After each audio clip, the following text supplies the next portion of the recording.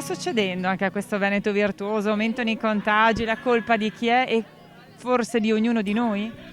La responsabilità direi più che la colpa. La responsabilità è qualcosa che mi attiva a fare qualcosa per proteggermi, la colpa invece è qualcosa che do a qualcuno e che scarico per evitare di sentirmi io in primo piano coinvolto nelle azioni di protezione personale degli altri.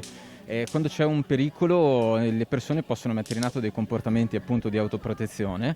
Il problema è che in questa situazione, in questa emergenza, noi ci siamo trovati dopo il primo picco a rilassarci molto. E questo ha portato da un lato quello che gli psicologi dicono i due criteri della percezione del rischio, da un lato a percepire un rischio più scarso di quello che era realmente, e questo porta a un rilassamento dei nostri comportamenti di protezione. E in secondo luogo si è diffusa complottismi, negazionismi e quant'altro, una sfiducia sui mezzi di protezione, ad esempio l'utilità delle mascherine o l'uso corretto delle mascherine e delle distanze sociali.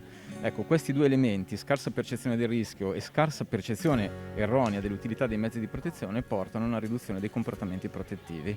Credo che i veneti siano stati un po' come tutti i cittadini, che sono stati tra l'altro i primi a essere colpiti con Euganeo e sappiamo bene poi con la Lombardia, insomma sono state le prime aree colpite, come tutti si sono un po' rilassati durante il periodo appunto estivo. Devo dire che per quella che è la mia esperienza in questo periodo comunque, anche complice una buona comunicazione istituzionale e una maggiore attenzione che si sta diffondendo, i comportamenti auto-eteroprotettivi stanno migliorando, però sicuramente tutti, ciascuno e ognuno di noi deve fare la sua parte. Dobbiamo smettere di vedere le mascherine come una sorta di extra peso che mi dà fastidio e interrompe, ma come uno scudo che protegge la salute e la sicurezza mia e delle persone a cui voglio bene.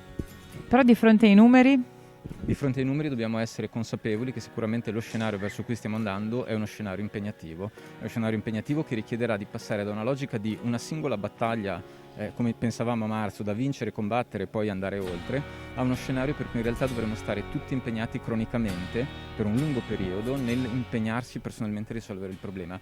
Come dire, dobbiamo passare dalla logica del centometrista a quella del maratoneta. Il maratoneta sa che ha davanti una gara che sarà molto lunga e che non contano i 100 metri più veloci o più lenti in un certo momento, ma il ritmo e il rigore costante che terrà per un periodo prolungato. È quello che farà vincere tutti.